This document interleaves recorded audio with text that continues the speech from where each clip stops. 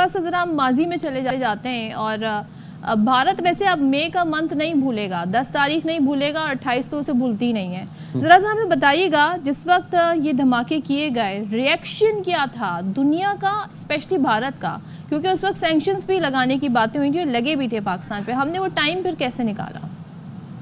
उस दिन 28 मई को 1998 को इंडिया में, खास तौर पर भारत में सबसे मातम मचा हुआ था। दे नेवर थॉट कि पाकिस्तान विल विथस्टैंड दुनिया का प्रेशर। बिल क्लिंटन ड्रीम कर रहे थे, हमारे प्राइम मिनिस्टर को $5 बिलियन से लालच दिया जा रहा था। उसके बाद इंडिया बहुत खुश था कि पाकिस्तान की तैयारी है ही नहीं, जो नहीं कर सकता। लेकिन जब धमाके किए तो पूरी दुनिया हैरान रह गई और फिर आप टेंशन में लग गए। लेकिन जब मुल्क की, कौम की एक विल हो और रिजिलियंस हो और वो उसने तहिया किया हो कि अपने मुल्क के दफा के लिए हमने ये एक काम करना है, तो वो करके दिखा दिया।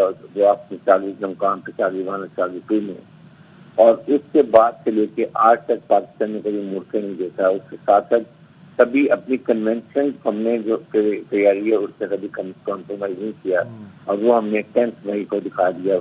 आपने बिल्कुल पूछा कि 10 मई और उसके बाद 28 में और मई का महीना, ये हमारे इंडिया के लिए हमेशा बड़ा खाब रहेगा।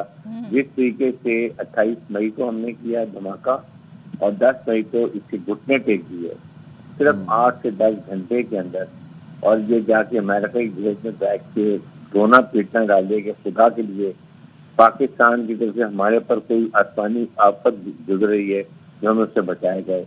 और अब उस सिफत में रोजाना करेक्ट कर रहा है, वो लैंग्वेज इस्तेमाल कर रहा है जो कि कोई भी दुनिया का प्राइम मिनिस्टर ऐसी लैंग्वेज किसी अपने हमसाया मुल्क के लिए इस्तेमाल नहीं कर सकता।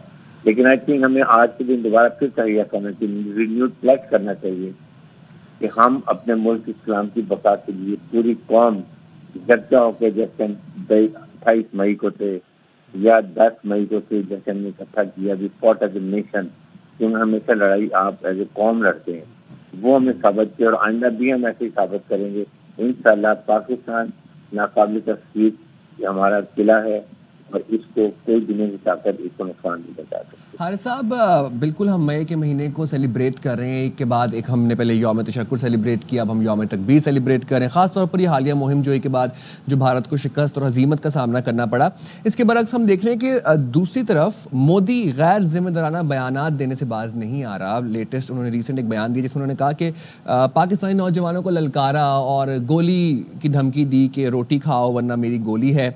कितना गैर जिम्मेदाराना ये बयान है और मज़ीद कितनी हजीमत उठाएंगे ये पूरी दुनिया के सामने।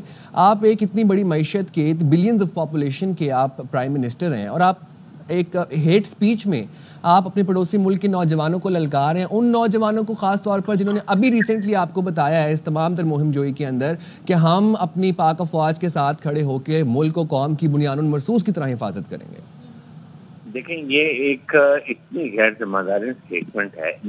ये अब ये अंदाजा लगाए ना कि ये कितना बुखलाहट का शिकार है। इसके दोनों मुंह के ऊपर थप्पड़ लगे हैं, शक्ल से नहुसत इससे गिर रही है, रोने वाला हुआ है। अपने कौम को क्या बताए कि मुझे पाकिस्तान जो हमारे से तकरीबन 5 गुना छोटा मुल्क है, उसने हमें इतना बुरी तरह घुटने टेकने में मजबूर कर दिया है। उसकी लीडरशिप में, उसकी मिलिट्री लीडरशिप में, उसके बाद पूरी कौम ने खड़े होकर जैसे इकट्ठा यकजा होकर इकट्ठे हो गए। यहाँ तक गए कि पाकिस्तानी नौजवानों से बड़ी तकलीफ हो रही है इस बयान से, तो यही नजर आ रहा है। बिल्कुल। और आपके सामने सदफ ये देखो कि जब मिसाइल फायर हो रहे थे तो नौजवान वहाँ पीछे बैठे नारे लगा रहे थे। अब ये देखो, ये हमारी कौम इस तरह की है, इनको समझ नहीं है कि इन्होंने किस कौम को ललकारा था। 65 में भी यही किया था और 71 का बदला भी हमने ले लिया। इसलिए ये जो ये लैंग्वेज इस्तेमाल करें, यकीन करें ये बिल्कुल बुखलाहट के शिकार है। इसको समझ नहीं आ रही कि मैं अपने अवाम को क्या बताऊं, किस तरह मानूं कि मैंने हमें शिकस्त हुई है, हमें बहुत बुरी तरह पाकिस्तान ने पीटा है, मारा है, और अब उसको अपना मंजन बेचने के लिए बिहार इलेक्शन के लिए कोई उसके पास बात नहीं है। इसलिए ये बार बार ये थ्रेटनिंग बातें कर रहे हैं।